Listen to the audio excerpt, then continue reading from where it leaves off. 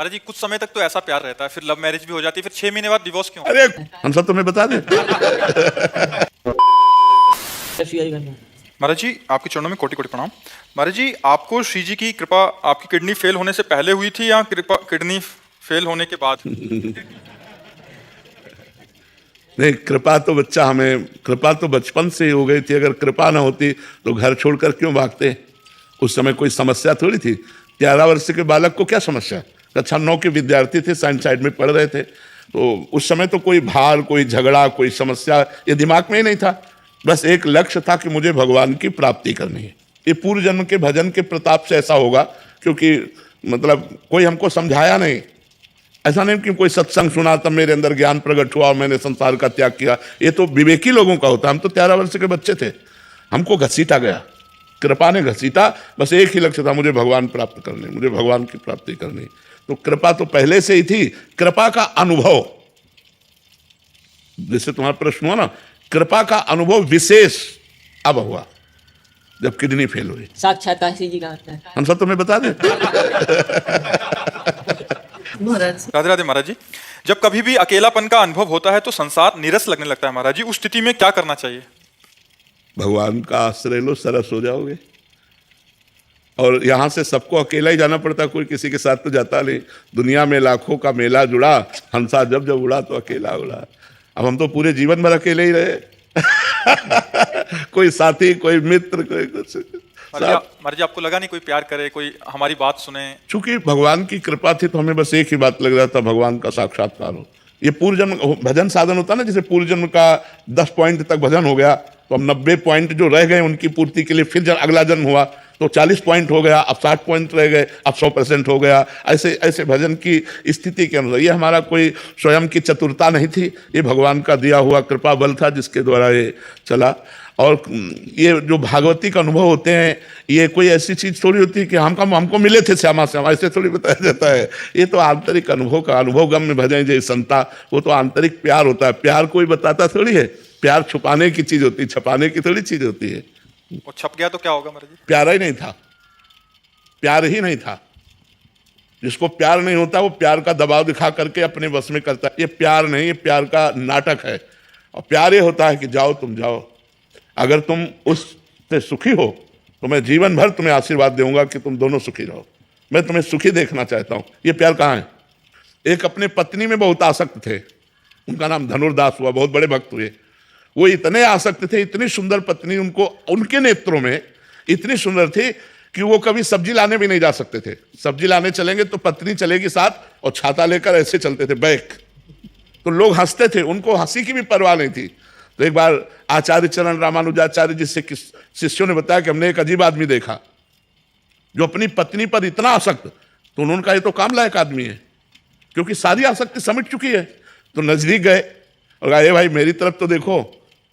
तो ऐसे देखा कि महात्मा है। तो उनका, महाराज मैं अपनी पत्नी से दृष्टि नहीं हटा सकता, मुझे लगता है अगर मैंने दृष्टि हटाई तो मैं जी नहीं पाऊंगा। बहुत प्रसन्न हुए कि पूरी एकाग्रता है। तो उनका, क्यों इतना पत्नी से आसक्त हो? तो उनका, हमारी पत्नी इतनी सुंदर हमें लगती है। बोले अगर इनसे सुंदर दिखा दे?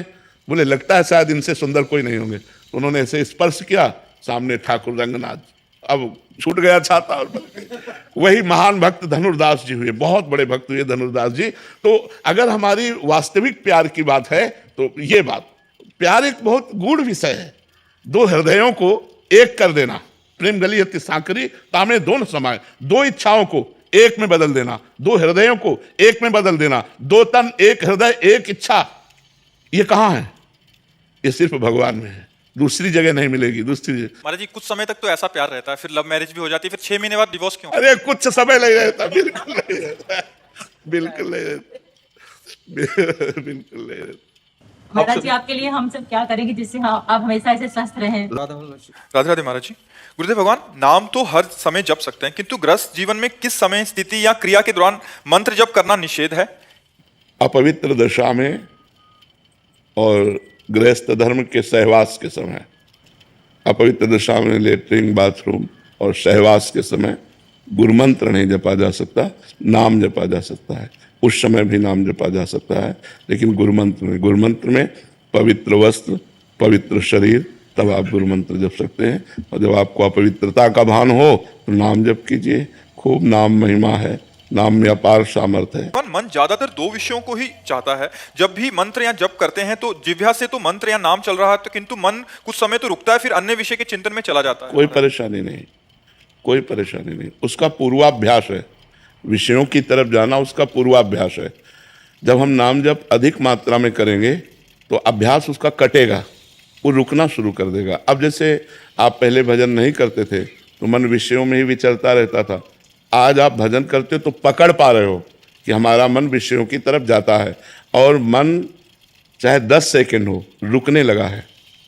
आप मानते हो इस बात को कि आपका मंत्र में, नाम जप में मन रुकने लगा है? तभी तो आप पकड़ पाए कि भाग गया। अगर रुकता नहीं तो भागता कैसे? तो रुका ना। आज अगर 10 सेकंड रुकने लगा है तो हम अभ्यास के द्वारा उसे 10 मिनट रोकने के, फिर हम 10 घंटे रोक सकते हैं। जैसे जिनका अभ्यास परिपक्व है तो मंत्राकार वृत्ति बनी रहती, भागने का चांस ही नहीं बनता। अभ्यास योग युक्तेन चेतसा नान्यगामिना, जिसका चित्त कहीं और जाए ही ना, नाम और मंत्र में लगा रहे, वो मोक्ष के नज़दीक पहुंच चुका है, वो भगवत प्राप्ति के नज़दीक पहुंच चुका है। तो हमें अभ्यास योग युक्तेन, हमें अभ्यास करना है। बार बार नाम में, मंत्र में, भगवान की लीला कथा में, स्तोत्रों में, पाठ में हमें ऐसे मन को फंसाना है कि वो प्रभु में जुड़ा रहे। और जो कर्म कर रहे हैं नाम स्मरण करते हुए करें और उस कर्म को भगवान को समर्पित कर दें, वो भी पूजा हो जाती है। राधे राधे महाराज जी।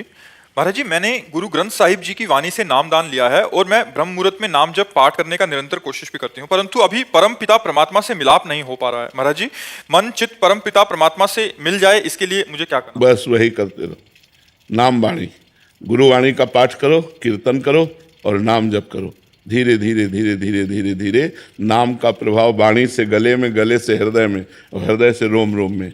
बस अभ्यास करते रहो। ये दीर्घ काल निरंतर सत्कार सेवितो दृढ़ भूमि, दीर्घ काल तक आदर के साथ निरंतर नाम जप किया जाए तो वही परमात्मा से मिलन करा देगा। दृढ़ भूमि वही भगवत साक्षात्कार करा देगा। राधे राधे महाराज जी। महाराज जी, मैं जीवन की स्थिति या परिस्थितियों को नियंत्रित करता हूँ या कर सकता हूँ? इस नहीं कर सकते। ये भुलावा हो गया कह रहे? हाँ, परमात्मा कर सकता है। वही सबका नियंत्रण करने वाला है। वही आपके अंदर उत्तम बुद्धि दे देगा, उत्तम सामर्थ्य दे देगा। आप नहीं कर सकते नियंत्रण। माया का जो प्रवाह है उसमें हम सब बह जाएंगे, नियंत्रण नहीं कर सकते। अगर कोई रोक सकता है तो केवल भगवान रोक सकते हैं। दैवी हेषा गुणमयी मम माया दुरत्तया मामेव ये प्रपद्यन्ते माया मेताम तरन्ति। जैसे प्रवाह है ना, प्रवाह में अच्छे अच्छे तैराक बह जाते हैं और मर जाते हैं। तो ये माया का इतना प्रबल प्रवाह है कि इसमें कोई तैराक निकल जाए पार करके तो कैसे पार हुआ जाए? भगवान कह रहे मामे वे प्रपद्यन्ते, मेरी शरण में आ जाओ। तो मेरे चरण का आश्रय लेते ही माया का प्रवाह सूख जाएगा। नाम लेत भव सिंधु सुखाही, करो विचार सुजन मन माही। प्रवाह ही नहीं रह जाएगा, आराम से ऐसे टहलते हुए चले जाओ। नाम लेत भव सिंधु सुखाही, ऐसे प्रबल प्रवाह है। और जहाँ भगवान के शरण में हुए तो सहज में माया से तर जाओगे। वैसे जैसे हम नौका में बैठे हों तो प्रवाह का कोई असर नहीं होता, हम पार हो जाते हैं। तो अपार संसार समुद्र मध्य समज्जतों में शरणम किमस्ति। भगवान शंकराचार्य जी से पूछा गया, इस अपार संसार समुद्र में मैं डूब रहा हूँ, किसकी शरण जाऊँ, कैसे पार हों? तो गुरु कृपालो कृपया वदेत श्री विश्वेश्वर पादाम्बुज दीर्घ नौका। गुरु कृपालु ने कृपा करके बताया कि भगवान विश्वनाथ जी के चरणों की सुदृढ़ नौका में बैठ जाओ, हरि की चरणों की नौका में बैठ जाओ, पार हो जाओ। तो वही भगवान कह रहे मामे ये प्रपद्यन्ते माया मेताम तरन्ति। संयमन कर सके माया का, इतनी बड़ी सामर्थ्य नहीं है, इतनी बड़ी सामर्थ्य है ही नहीं। आखिरी श्वास तक सही ढंग से निकल जाए, ये भगवान की विशेष कृपा। नहीं शिव विरंचिका मोहई को है बपुराल, अस जी जान भजी मायापति भगवान। बड़े बड़े ईश्वर कोटि के महापुरुषों को मोहित कर ले, अपने तो जीव है, ईश को मोहित कर ले। इसलिए नाम जप करो और भगवान के आश्रित रहो। और जो भी संयम बन रहा है वो भगवान के बल से बन रहा है, ऐसा अनुभव करो। आप संयमी हैं, आप जितेंद्रीय हैं, ऐसी गलत फहमी में मत रहना। वो भगवान आपको संयम दिए हैं, भगवान आपको बल दिए हैं। तो भगवत बल से आप जितेंद्रीय हैं, भगवत बल से आप साधन संपन्न हैं। नहीं तो आपका बल नहीं है, भगवत बल है। समझ पा रहे हैं आप? दीपांशु जी, परिवेश महाराज जी, गुरुदेव भगवान, क्या अनन्यता बाहरी क्रियाओं का विषय है या ये आंतरिक भाव का विषय है? तीनों। तुम 2 बात बोले, हम तीनों।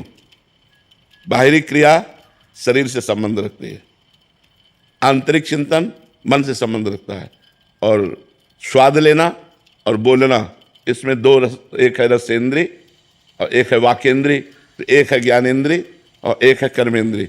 इन दोनों का सुधार होना चाहिए, तीनों सुधरने चाहिए।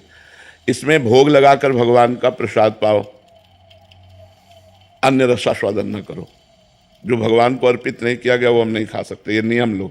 और वाणी से भगवानी गुणानुकथने, भगवान के नाम कीर्तन करो, नाम जप करो, जब चर्चा करो भगवान की चर्चा। बोधयंता परस्परम कथयंचित माम नित्यम तुष्यंति च रमन्ति च, मेरी ही चर्चा करो, उसी में आनंदित हो। तो ये वाणी समर्पित, और क्रियाएं अगर भागवतिक हैं तो तन समर्पित, और चिंतन आपका ठीक है तो मन समर्पित। आप समर्पित तो हो ही गए, फिर आप शरणागत तो हो ही गए। तो तन मन वचन ये हमें भगवान के चरणों में समर्पित करना है। गुरुदेव, स्वभाव में सहजता भी इसी से हो जाए। जब भजन करेंगे तो भजन का जब हमारा ये 3 समर्पित होगा तो जो कारण शरीर है वो स्वभाव है वो अपने आप परिवर्तित हो जाएगा।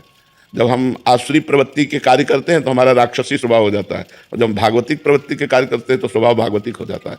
जैसे आप हमारा अहित करें, आप हमारा मंगल करें, लेकिन हमारे हृदय में इतनी ताकत नहीं कि हम आपका मंगल सोच सके, नहीं है। आपका मंगल हो सके इतनी ताकत नहीं। स्वभाव बदल गया ना, स्वभाव पे असर पड़ा ना। तो हम जो भजन करते हैं या जो हम क्रियाएं करते हैं उसका प्रभाव स्वभाव पर पड़ता है। तो क्रियाओं से ही तो स्वभाव से ही क्रिया। तो जब हमारी भागवतिक क्रिया है तो भागवतिक स्वभाव हो जाएगा, आसुरी क्रिया है तो आसुरी राक्षसी स्वभाव हो जाएगा, तो स्वभाव भी बदल जाएगा। क्रोध बहुत ज्यादा हो जाता है गुरुदेव कभी। अभी ये सारे दोष हैं, एक ही दोष थोड़ी है। दोष वर्णन करोगे तो सब ढेर सारे दोष है, 1-2 दोष है क्या। लेकिन सब दोषों का नाश करने के लिए भगवान नाम गरज रहा है। खूब भगवान नाम जप करो, नाम जप से ही सब ठीक हो जाएगा। आप जपते रहो, बस लगे रहो। तेरी बनत बनत बन जाए, धीरे धीरे बन जाएगा।